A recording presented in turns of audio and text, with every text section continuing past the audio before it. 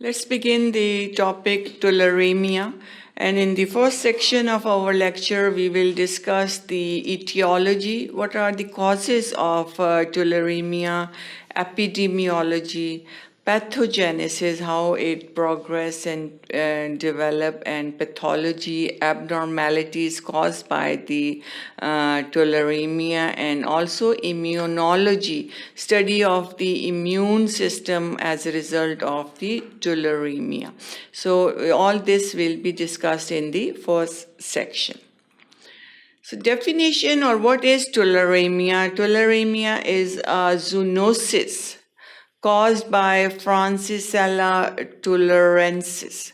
So it's a zoonotic disorder, zoonosis, and it is caused by Francisella tularensis. Everyone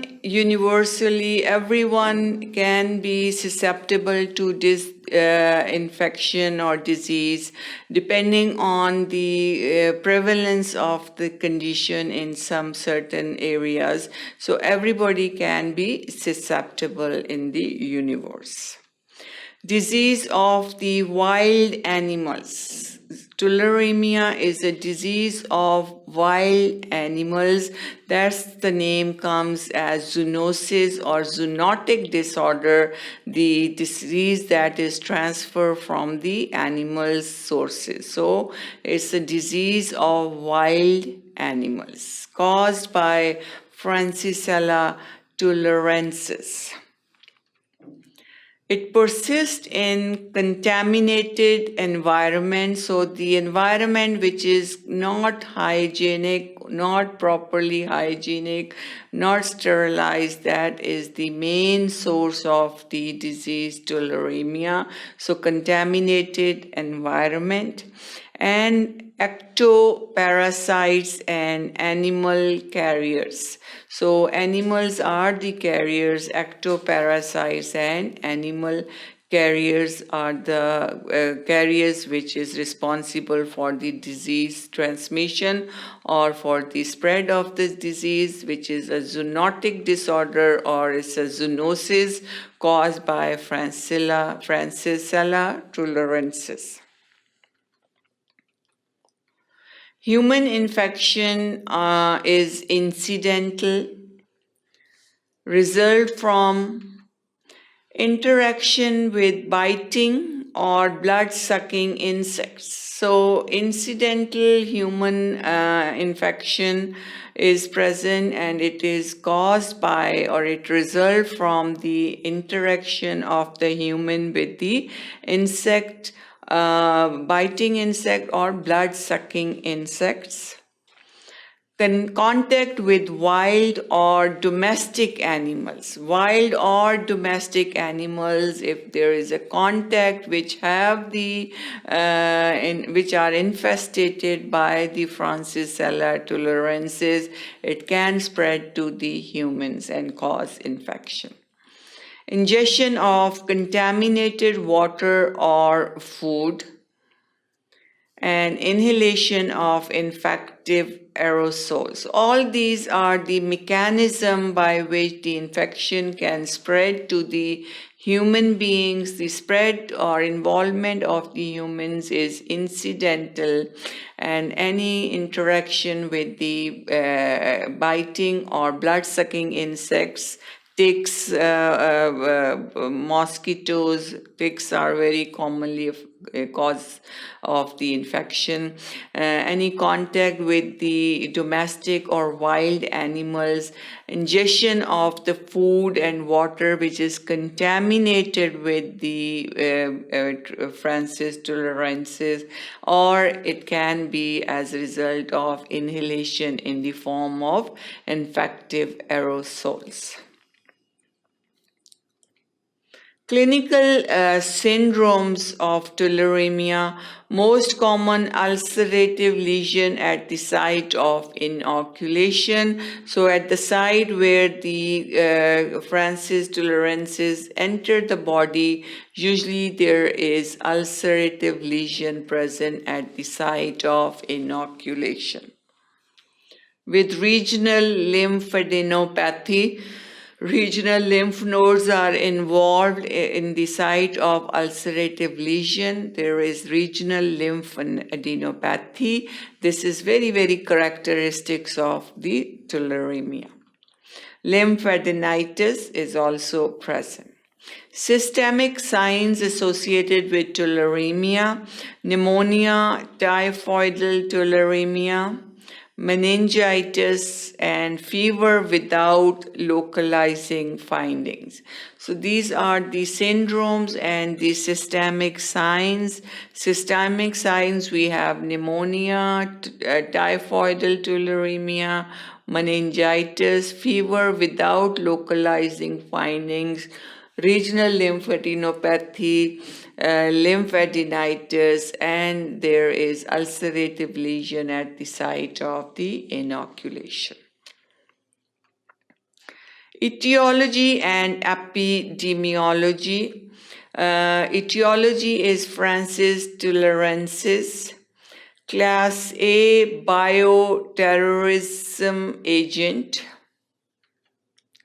Bipolar staining of the Francis tularensis shows that it has a cocoid appearance, rounded shape, cocci appearance. You can see the histological appearance of the tularemia. So these are the cocoid rounded shape structures, organisms. Biting and blood-sucking insects are the carriers of this organism. Ticks and wild rabbits, source for most human cases. And person-to-person transmission is rare, so it is caused by the tick bite or by the wild rabbit. Ticks and wild rabbits are the main source of transmission to the humans. Person-to-person spread is rare, and then they are cocoid, round-shaped organisms. Biting and blood-sucking insects are the vectors, like the ticks. Tick bite can cause this disease. 4 subspecies of Francis tularensis are present. We have tularensis, Hola rectica, novicida, and media sciatica. So all these are the 4 subspecies of Francis tularensis. One is tularensis, then we have Hola rectica, novicida, media sciatica. Progression of the illness depends on infecting strain virulence, how virulent is the infecting agent or infecting strain, how virulent is it, how strong it is, or how capable it is of causing the disease. That's the virulence. Inoculum size, at the site of inoculation, how much is introduced or enter. So inoculum size. Portal of entry. What's the portal of entry? Through inhalation, through the bite, whatever. Host immune status. So all these factors are very important in the progression of the illness. What's the virulence of the infecting organism, what's the immune system of the person, host, inoculum size, and the portal of entry. Ticks pass fluorescence, Francis tularensis. So tick bite spread the Francis tularensis to their offspring transovarially. So transovarially through the ovaries, it can also transfer to the offspring. Disease carried by Dermacentor andersoni, Rocky Mountain wood tick, Dermacentor variabilis, American dog tick, Dermacentor occidentalis, Pacific Coast dog tick, and Amblioma americanum, lone star tick. So all these are the different ticks that can be the carrier of the disease and can spread the disease. We have Lone Star, Pacific Coast, American dog. So these are all the different types of ticks that can spread the disease.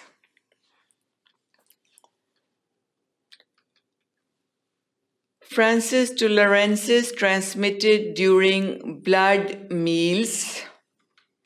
Transmission by ticks and tabonid flies, mainly in the spring and summer season when the transfer through the ticks and the tabonid flies is more common.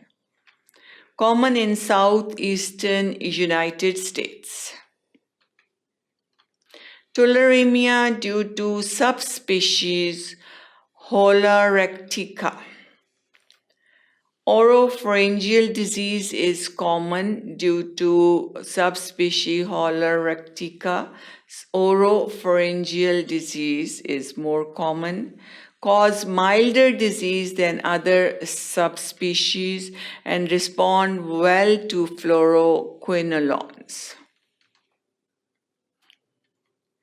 Common portal of entry for human infection is the skin or mucous membrane. After the tick bite through the skin and mucous membrane, the infection can enter the human body. Directly through bite of ticks, bite of other arthropods, bites of other animals, and via inapparent abrasion. So the most common route of infection is for the humans is through the tick bite, through the skin and the mucous membrane, by the bite of the tick, by the bite of other arthropods, by the bite of other animals, or through inapparent aberrations. Inhalation or ingestion of Francis tularensis also can result in infection. We talked about this inhalation of infected aerosol droplets can cause disease which can be more damaging to the lungs. Pneumonia, tularemia can occur. Then we have through the contaminated food and water, tularemia can occur and it can spread. More than 10 power to 8 organisms required to produce infection via oral route. 10 organisms can cause infection. When injected into skin, ulceroglandular or glandular tularemia can occur, or inhaled pulmonary tularemia. So the 10 organisms can cause infection. If they are inhaled, it can cause pulmonary tularemia, or when in the skin, it can cause ulceroglandular or glandular tularemia.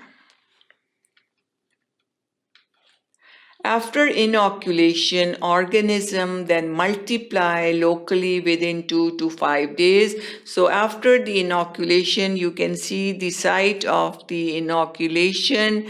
Disease produced depends on the virulence of the causative organism, immunity of the host, and the size of the inoculum. Usually we have the lesion at the ulcerative lesion at the site of inoculation.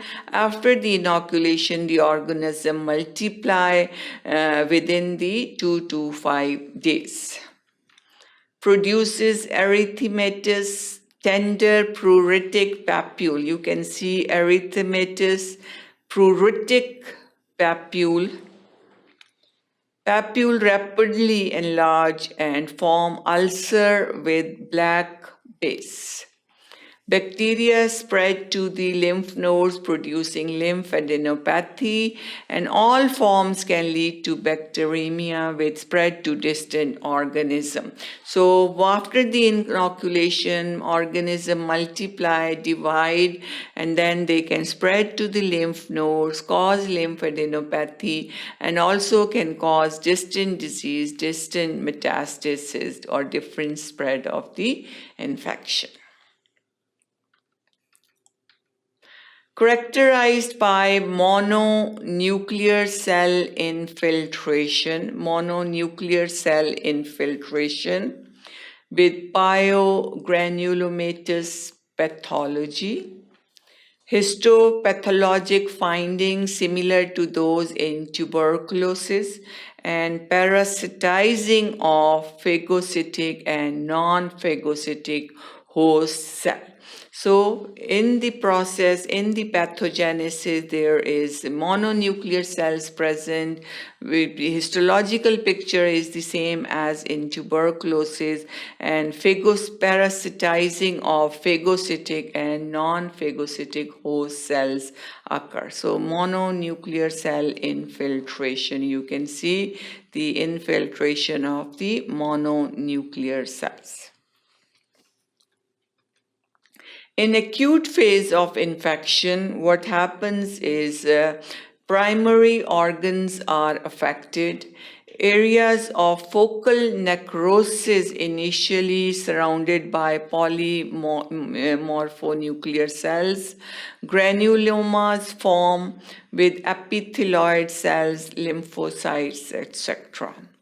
Multinucleated giant cells surrounded by areas of necrosis, and these areas may resemble the caseation necrosis. So in the acute phase, there is necrosis which resembles the caseation necrosis. Primary organs are affected. Focal necrosis is present. Granulomas form with epithelioid cells, lymphocytes. Multinucleated giant cells present surrounded by area of the necrosis. You can see the giant cell present with the area of necrosis. Conjunctival inoculation in the conjunctiva can cause eye infection, regional lymph node enlargement. Aerosolization and inhalation result in pneumonia. Tularemia in the lungs cause inflammatory reaction, develops cell infiltration with granulomas. Lymphadenopathy, you can see very big lymphadenopathies. Lymph nodes become enlarged, swollen, easily palpable in regions draining the infected organs. Pulmonary infection result in mediastinal adenopathy. Patients with oropharyngeal tularemia develop cervical lymphadenopathy, and in GI or typhoidal tularemia, there is mesenteric lymphadenopathy. So all those lymph nodes are involved which drain the area that is affected by the tularemia. In the oropharyngeal neck and cervical lymphadenopathy, in GI or typhoidal tularemia, mesenteric lymphadenopathy. So all the lymph nodes become enlarged in the area which drain to the organs or the area that is affected. Now, a little bit about the immunology of tularemia. Complete genomic sequencing. Availability of attenuated Francis tularensis strains are facilitating the research.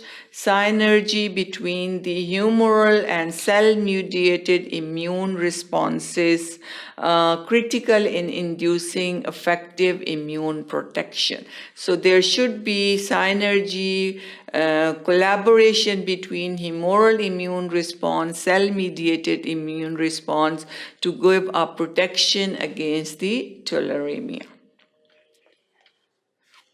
antibodies to Fc receptors on antigen presenting cells, protective in animal models of pulmonary tularemia, resulting in mucosal and cell mediated immune responses. Elucidation of molecular mechanism, pathogen-associated molecular patterns, and effective host immune protection. So this was all in detail about what is tularemia, what's the etiology of tularemia, how it develops and progress, and it affects the primary organ depending on the site of inoculation or site of entry, portal of entry. Usually there is ulcerative lesion at the site of inoculation depending on the virulence of the organism, size of the inoculum, and the immunity of the host. The progression of the disease depends on that, and how bad is the presentation of the patient. So that concludes section 1. Thank you for watching sqadia.com.